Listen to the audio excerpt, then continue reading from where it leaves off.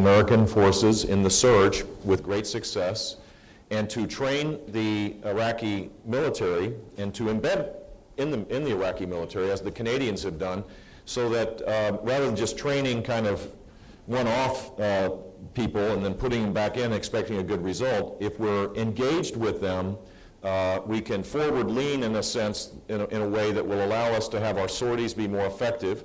75% of the air strikes go back to their base without having sent any munitions down, because we don't have the air controllers, we don't have the spotters, we don't have the infrastructure in place. But if we were embedded with the Iraqi military, we would certainly have that effect.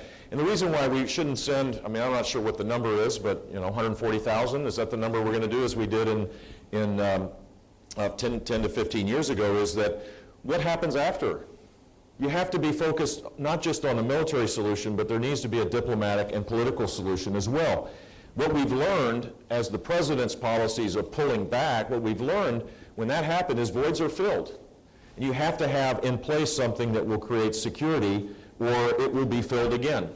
A different form of ISIS may take place. And so I, for one, think that you have to build a coalition of both inside of Syria, certainly in Iraq, as I said, it's easier, but in Syria, you have to build a force of moderate Syrians. The country has been torn completely asunder. 200,000 plus people have lost their lives, and a population of 23 million, 11 million people have been displaced. This is a tragedy of epic proportions. We need to engage with the moderate forces in Syria and patiently go about strengthening them by creating safe zones for them to be able to develop, provide our air superiority support to assure that the Iranians don't support the Assad regime as they do now, and provide support for Hezbollah that creates incredible complications in this whole effort. So you can't do this alone and expect a good result. I want to ask you more about Syria in a minute, but on Iraq, it sounds like you're pretty close to the Obama administration, other than you want to be slightly more aggressive on the special operations front, but you both agree that a massive commitment of U.S. troops is not appropriate. And they argue the reason they don't want to do forward air controllers, which is U.S. troops going into the battlefield to call in airstrikes, is because if we do it for the Iraqis, then when we leave, ISIS comes back, because it's really a Sunni insurgency. What's wrong with that argument? We need to support the Sunni forces that don't want to have a radical Islamic terrorist caliphate in their midst. That's the problem. This incremental approach has only strengthened ISIS. We just met, so I'm sure you're not trying to offend me to say that my views are the same as the president's policies. Let me see how I can say this clear to make sure that people know that it's not. Please. Creating a caliphate gives ISIS energy. Every day that goes by where they are gaining ground or haven't lost ground is a day that they can win the propaganda battle, which they've done. And it creates real national security threats in the homeland. And so I would argue first that we need to untie the hands of the military. And second, we ought to listen to the military to develop the proper level of troops and the proper support. We have the ability to do this in concert with the factions in Iraq to take out ISIS. This is not the most complicated part of the journey. Syria is a much more complicated part of this journey. And the president's policies have been to a little here, a little there, based on just kind of on the political environment. I mean, he just wants to run out the clock, in my mind. And this is all an exercise to just get past January of 2017 and head off to Chicago. And I think that's the wrong approach. This is a threat to our national security interests, and we ought to have a strategy. He's the one that said twice now, he's admitted that he doesn't have a strategy to deal with this. Create a strategy, listen to the military leaders, be robust in your efforts, which I think means that you have to build the Iraqi military up again so that they can create security after the success takes place. Right, well that's just it. I mean, under your strategy as you've articulated it, it's not like it's going to speed it up that dramatically. The military people I've talked to say this is a multi-year problem until we get a credible ground force in there, and there's no sign that that's happening anytime soon. I mean, no, I think there is. I think that based on the people I've talked to that know a lot more about it than I do, that the Iraqis are willing to fight, and that they have the capability to do it with our help. And if they think we are in it for the long haul, that will embolden them even more. So I don't think that, that this is, a decades-long struggle. And I think we need to be much more muscular in our approach on this. And frankly, it will change the dynamic in Syria if we show more success in Iraq as well. Let me ask you about the roots of ISIS, because this has become an issue in your campaign a little bit. You said a few months ago, ISIS didn't exist when my brother was president. Al-Qaeda in Iraq was wiped out when my brother was president. Fact checkers pounced on that, said that's not true. Al-Qaeda in Iraq, as it was known, was mentioned in a 2009 intelligence estimate. They had never gone away. You know where I got my fact check from? Barack Obama. I checked it with him. He said Al-Qaeda in Iraq was taken out. He's the one that said it. I didn't say it. And so the simple truth is that the surge was extraordinarily effective. And it did create a more secure Iraq. Fragile, for sure, but it created security. And I think we should pause a moment and recognize that this was costly for America as well. It was heroic, and it should not be discounted. It was a heroic effort, and people lost their lives doing this. And then to just say, to fulfill a campaign promise to get out of Iraq in a precipitous way, that we're out of here, and then to create the chaos that came afterwards, I think is shameful, to be honest with you. And in fairness, though, another thing that people brought up is that President Bush, your brother, signed an agreement with Nouri al-Maliki to get all American troops out of Iraq, as you know. Right. So there was no agreement to leave 10,000 troops in, and the Obama administration has been criticized for not overturning that, but they say they weren't able to do so. Well, look, this is this aggressive effort to rewrite history. It was clear on both sides in 2008, at the end of my brother's term, that there was a need to renegotiate this agreement in 2011. I mean, to rewrite history now, I just think is completely improper. And it didn't happen. And it could have happened, for sure. It could have happened. The Iraqis wanted it to happen. And these negotiations, given the importance of this, could have been dealt with where a renegotiated extended force, whether it was 8,000 or 10,000 as was recommended by the military or some other size, would have had a major impact on the outcomes of the creation of ISIS, for sure. I reject this out of hand, this whole idea that somehow after the surge that they're just doing it because the agreement required them to do it. I mean, leadership requires you to create a strategy and then act on it. The United States of America can negotiate an agreement of this kind with Iraq. This is ridiculous to suggest it was too difficult to do. According to former Ambassador to Iraq, James Jeffrey, Hillary Clinton was arguing within the administration to leave troops in Iraq during that time. Does she deserve credit for that? She either deserves credit for that, which I'm not going to give to her, or you could say she was not very effective in her advocacy. That's what I would say. Here's the deal. Here's the deal. She correctly touts her travel schedule because she was on the road a lot.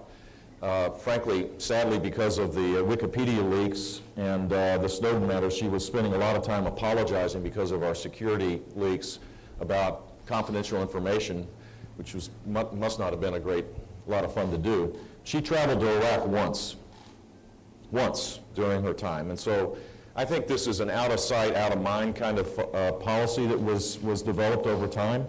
And as ISIS was created, now there's efforts, but it's very incremental, and they've tied the hands of the military.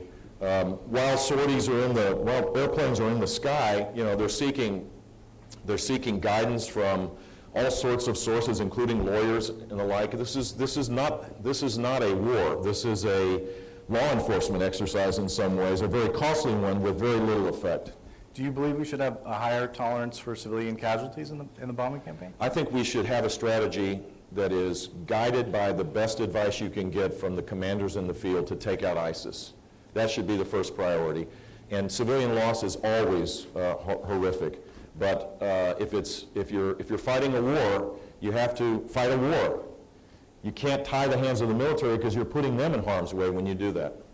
On the issue, in your speech, you squarely linked the rise of ISIS to the decision to not leave U.S. troops in Iraq after the surge, which a lot of people agree with you on. But isn't it also the case that had we not invaded Iraq in the first place, we wouldn't be dealing with this ISIS problem?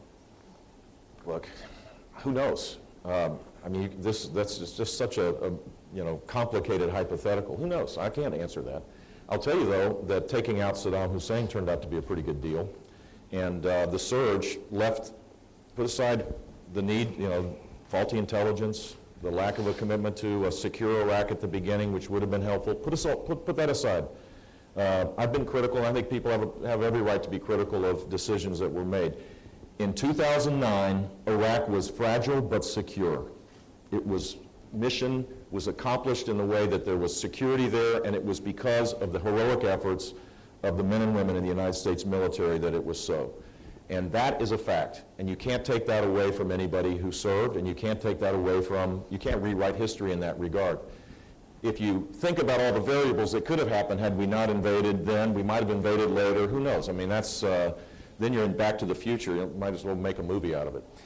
You mentioned being critical of some of the decisions made. I won't go down the whole should we have invaded. You've answered that. But after we invaded, there's a lot of people who also think the second tragedy was we made a bunch of horrible decisions and executed poorly, from disbanding the military to just a whole... I just said that. Yeah, and so, but I wanted to draw you a little more on, have you gone to school on that and learned, what lessons have you learned from that? And what responsibility does your brother bear for some of those decisions?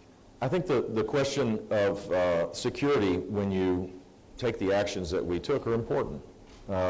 It was important to create a secure situation so that the Iraqi people felt like there was progress being made, that they weren't scared to walk the streets. And the decision to dismantle the Iraqi army was a mistake. And I think my brother would admit that today. But when we got to that point and we saw the chaos, he had the courage to do something that was completely against the political grain. There was no one other than John McCain and a few others that believed that the surge was the right thing to do. Now people take credit for the surge when they were opposed to it during its implementation.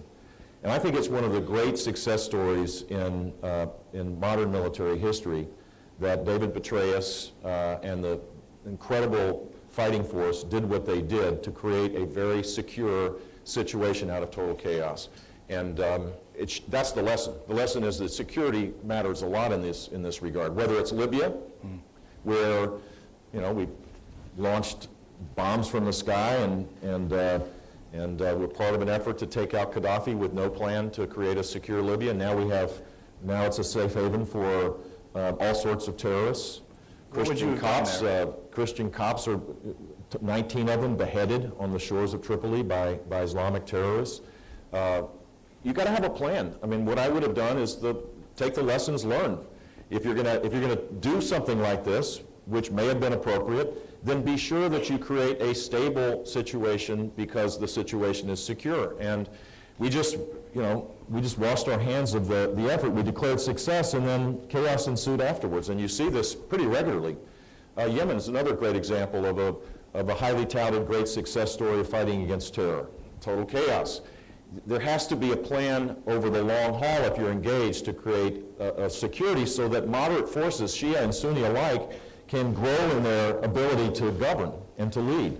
If not, you're going to see this play back over and over and over again.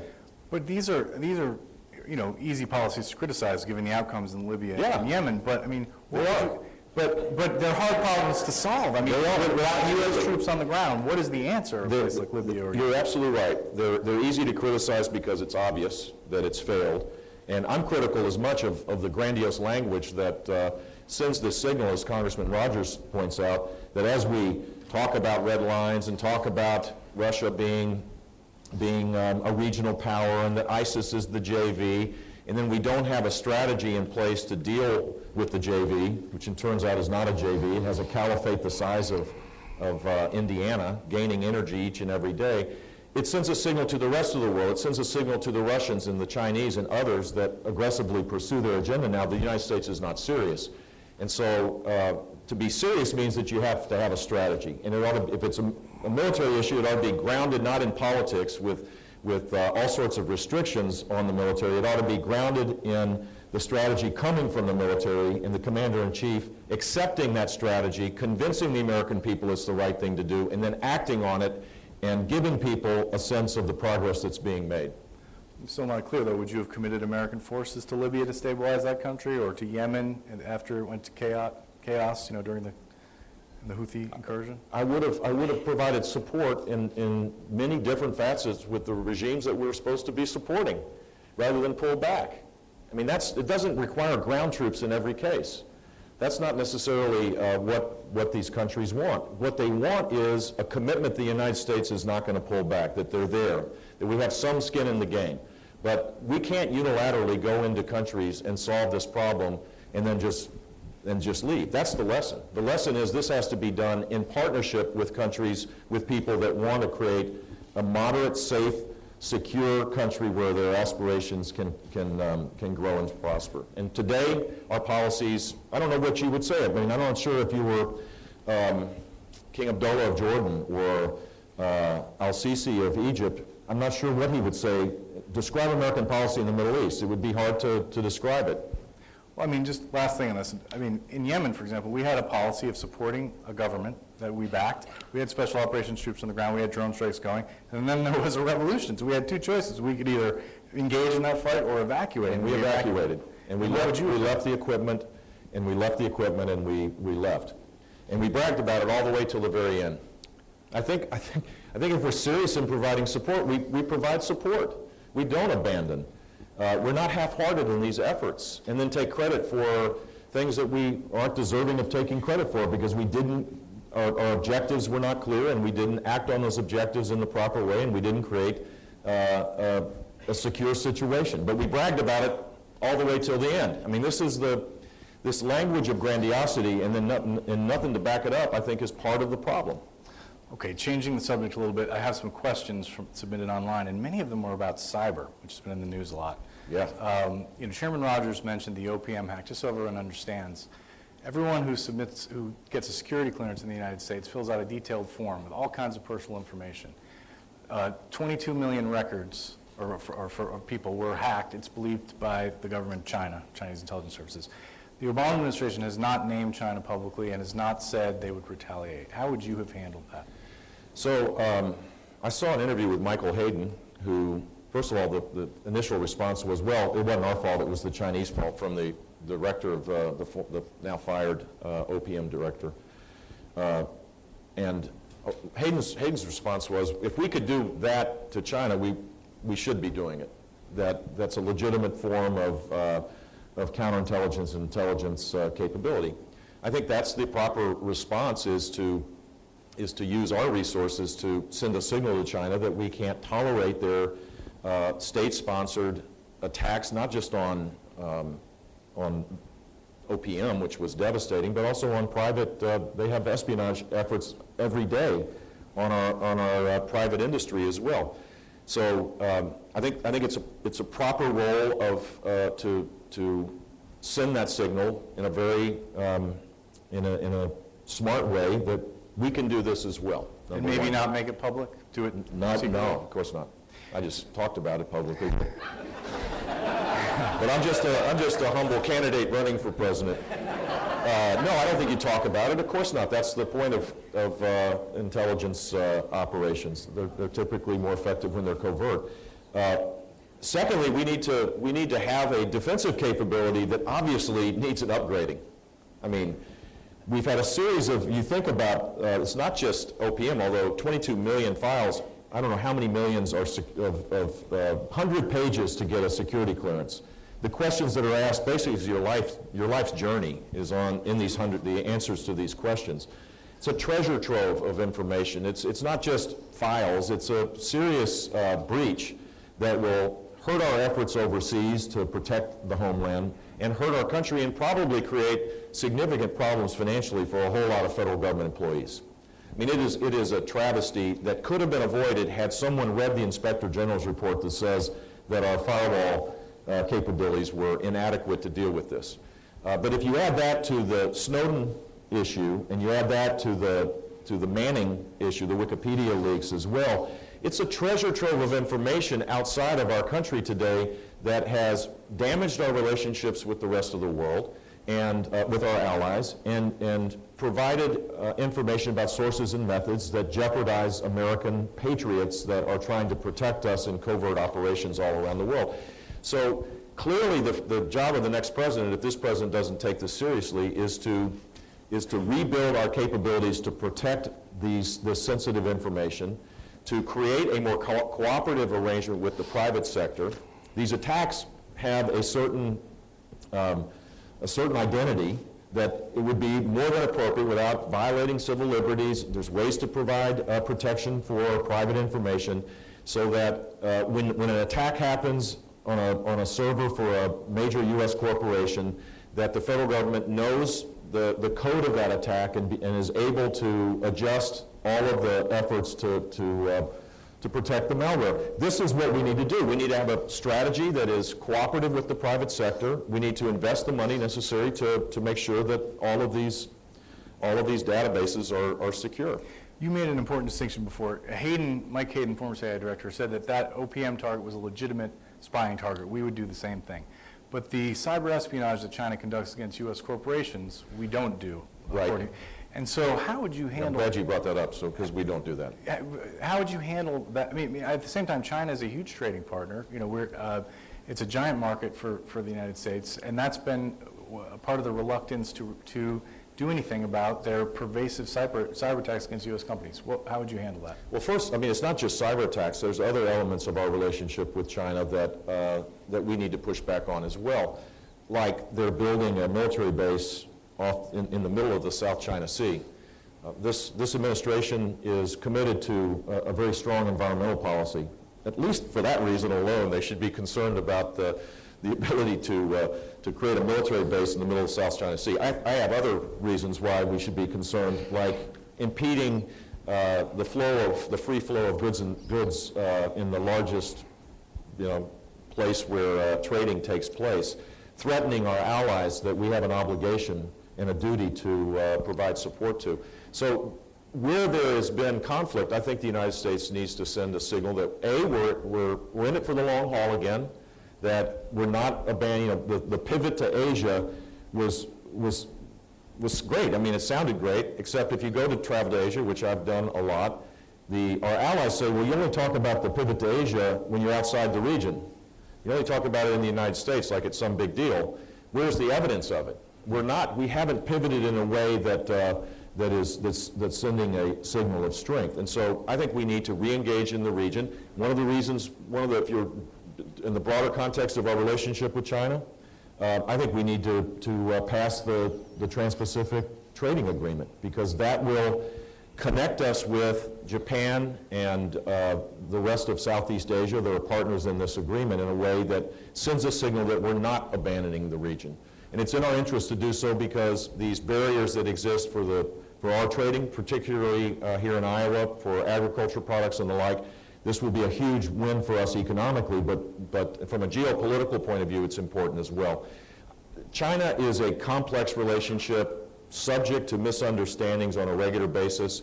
The best example of this, and I'm sure you probably were there when it happened, when President Xi came to California right after President Obama's re-election, and it was, for the Chinese, this was a big deal, a big trip. And Mrs. Obama didn't go.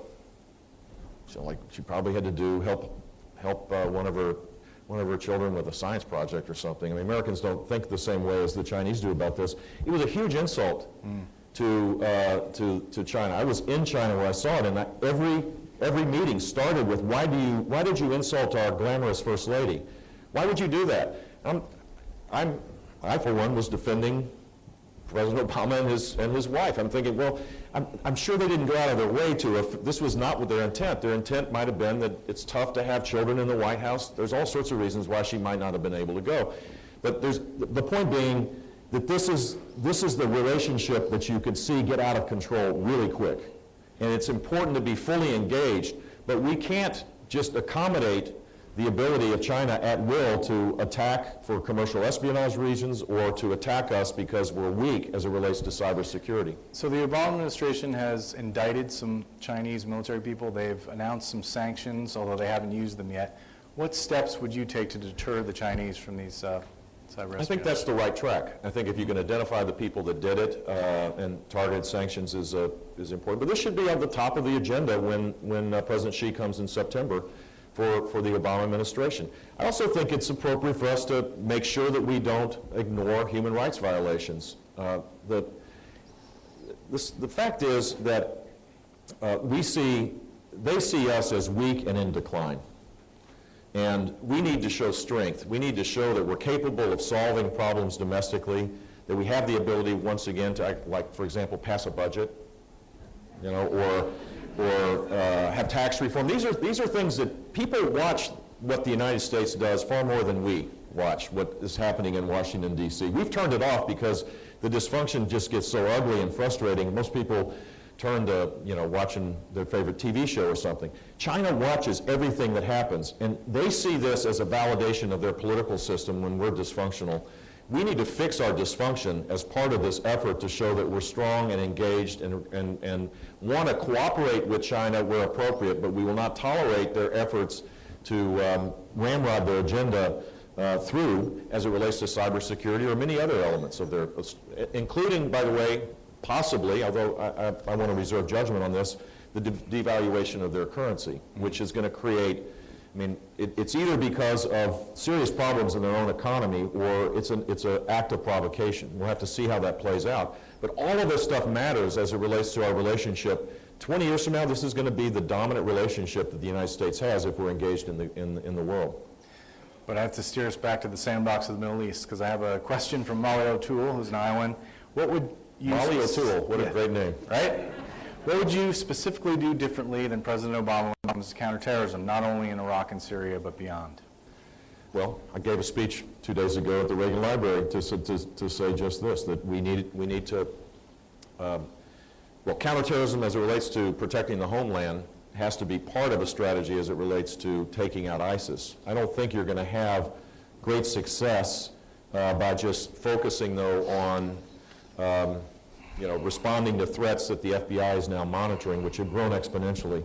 I think we have to take the fight to ISIS, take the energy out of their caliphate, which is the greatest recruiting tool that they have here in the United States, and even more so in Europe.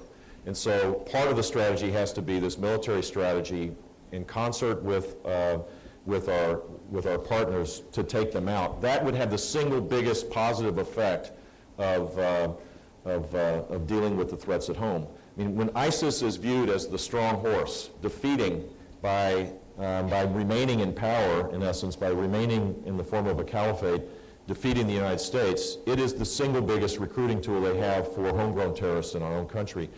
I believe that it was a mistake to repeal the metadata provisions of the Patriot Act, which took place this last year. There's not any evidence that I could find, and I've talked to a lot of people to assure that this is the case, that civil liberties were violated, that people's privacy was violated. It's part of a strategy to identify terrorists from outside, and then you would go get a subpoena from the FISA court to be able to act on that intelligence. And that's one tool that now will be missing, and I think it's inappropriate given the increasing threats that we face. Here's what always happens if there's, sadly and tragically, if there is an event, an attack, a terrorist attack of some kind, of some scale, then there'll be cries for hearings, This is all, it seems like it always happens. How dare we let our guard down? Who did it? Who's responsible for this? We should maybe act in advance of this to avoid these attacks. That should be the responsibility of Washington. But just to press on that, I've written a lot about that subject, and the intelligence community cannot point to a single terrorist plot that was foiled as a result of that metadata. They caught a San Diego cab driver sending money to Al-Shabaab. That was it. So you still think it was, because, and the counter argument is all this stuff is in the hands of an intelligence agency. You still think that trade is worth making? I do, and I think that if you take it in concert with all the other tools in the toolbox, that it was an effective part of the counterintelligence capabilities. Now look, I get this from people that have been on the front lines of this. I'm not just making it up. I love reading your work, but I try to go to the people that have actually been involved in this, and they say to a person that this was an effective part of an overall strategy. By itself, I mean, none of these things by themselves matter, but taken in concert, it has kept our country safer than if we hadn't had these tools. In terms of differing from Obama on counterterrorism, one thing that President Obama did when he took office that differed from your brother is he banned harsh CIA interrogation techniques. And as you know, there was a Senate report recently that Weren't those banned before my brother? Weren't they, when that... The program had been ended, but the executive order was put in place, right? Glad you brought that up. I want to ask a forward-looking question, though, which is, President Obama famously said, we tortured some folks. Do you believe that the CIA engaged in torture by the common definition, and would you bring those techniques back under any circumstances as president? I don't want to make a definitive blanket kind of statement. This is something that is actually, I'm not struggling with. I'm running for president, not running for the Senate or running for governor. When you're president, your words matter, and I'm cautious about making commitments without having all the facts, because this is a serious undertaking. I do think, in general, that torture is not appropriate. It's not as effective, and the change of policy that my brother did, and then was put into executive order form by the president, was the proper thing to do. I also would say that right after 9/11, I mean, we were attacked, and my brother, and I'm not saying this because I'm a Bush, I'm saying this because I love this country just like everybody in this room. I'm proud of what he did to create a secure environment for our country. And I'm proud of the men and women that served under enormous stress and strains, what they did to keep us safe as well. And so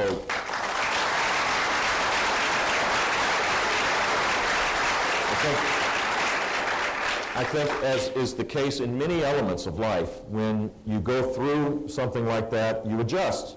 You move to the current reality. That's fair game.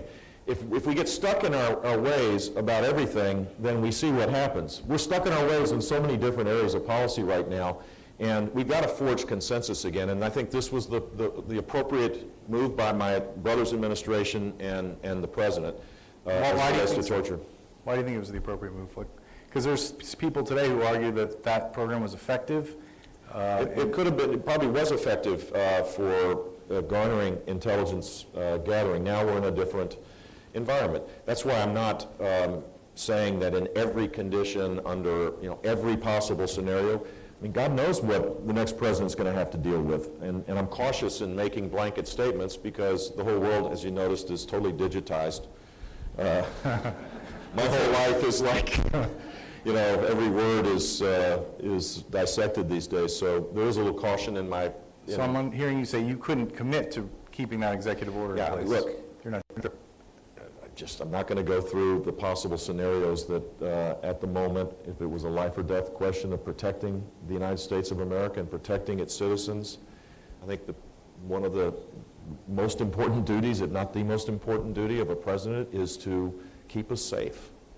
And that is by far and away.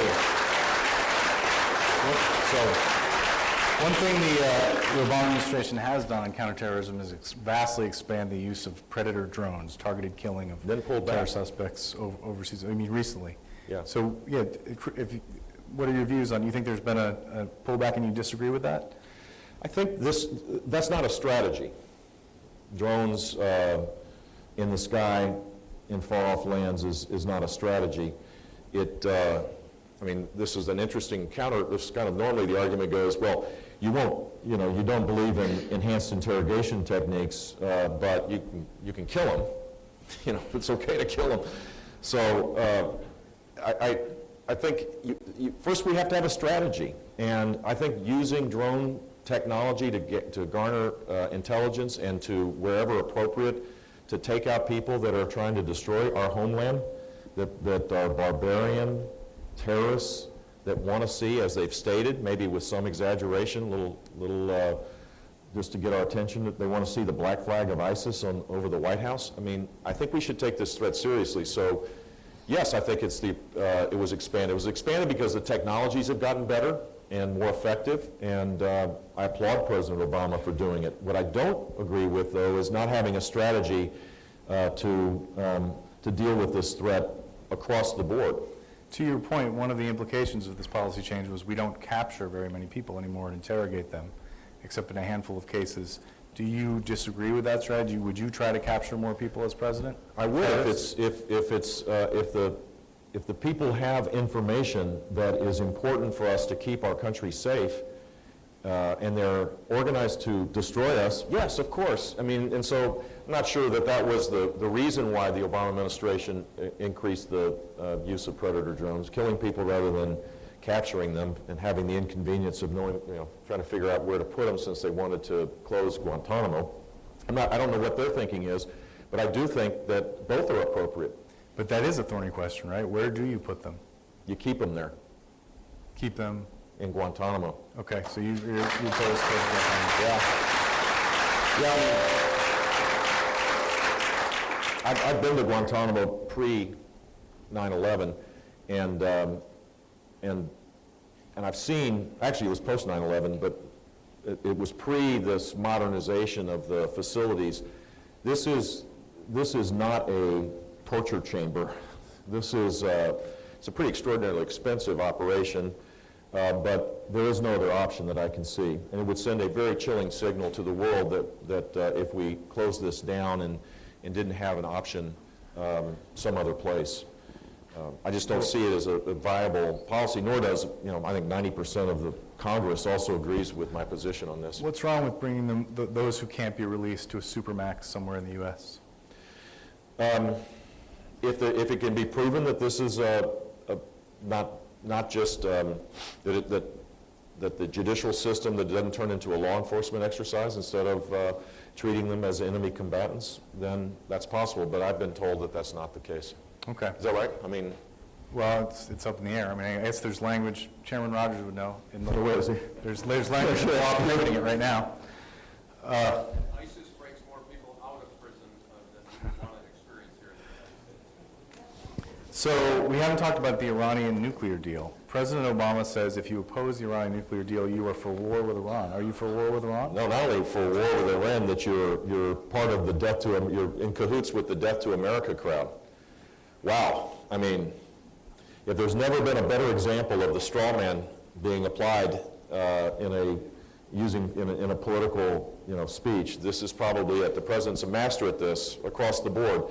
Whoever disagrees with him is pushed down to the ground, and his lofty, nuanced, sophisticated, smart view is up here.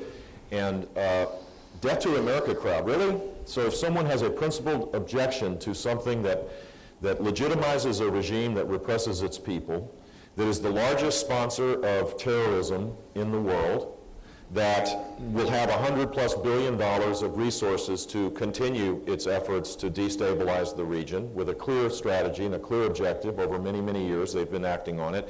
That will now have, over time, the ability to have sophisticated conventional weapons because those sanctions will be lifted, and has the potential of ballistic missile capabilities to launch a nuclear bomb, which they have the possibility of doing because the verification part of this is so weak that this is a bad deal. And so for the President of the United States to, if people in a principled way oppose it, to say that they're part of the Death to America crowd, or in cahoots with them at least, is just wrong, because who's he been negotiating with? The very people that participate in these rallies saying death to Israel and death to America. This is really troubling. And a broader question of the role of the presidency going forward has to be that we've got to figure out a way to get back to a bipartisan consensus on these things. It can't always be, you're bad, I'm brilliant. There's got to be a way to forge consensus, because we're not sending the right signal to the rest of the world right now about foreign policy.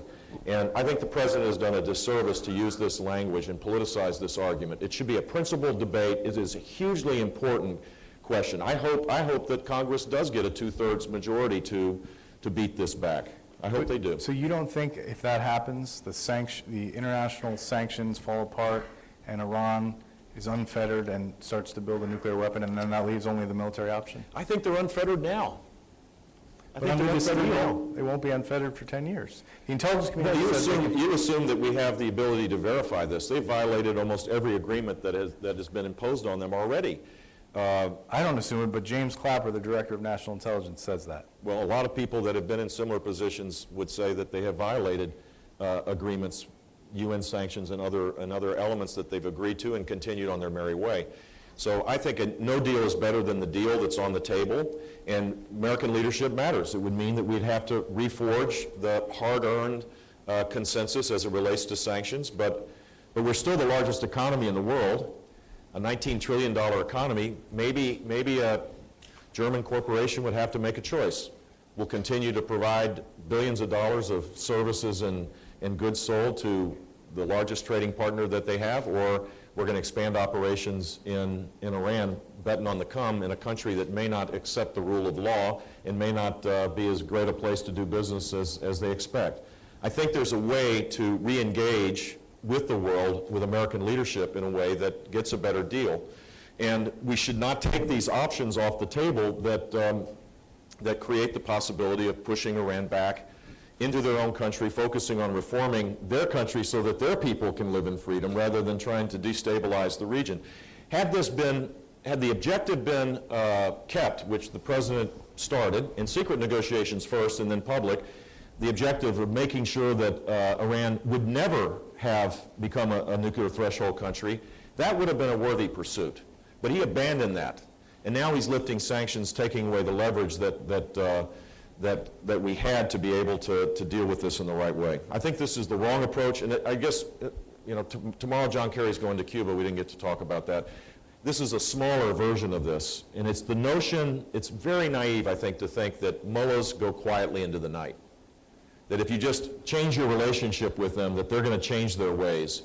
Their ways have been embedded through terror and through repression for decades now. And similar to the Castro brothers, let's just recognize them. Nothing in return. In fact, since we made this grand recognition, and tomorrow is the first day where the embassy is open, the dissidents have been sent to prison. They're beat up. The ladies of Las Damas en Blanco are after Mass, are beaten and brutalized by the supporters of the regime, and the dissidents are being sent to prison. This is what we get when we don't get anything in return. And I think American leadership requires us to do a much better job negotiating with people as we've done in Iran and in Cuba. Governor Bush, I think we're out of time. Thanks for being here. Appreciate it. Thank you.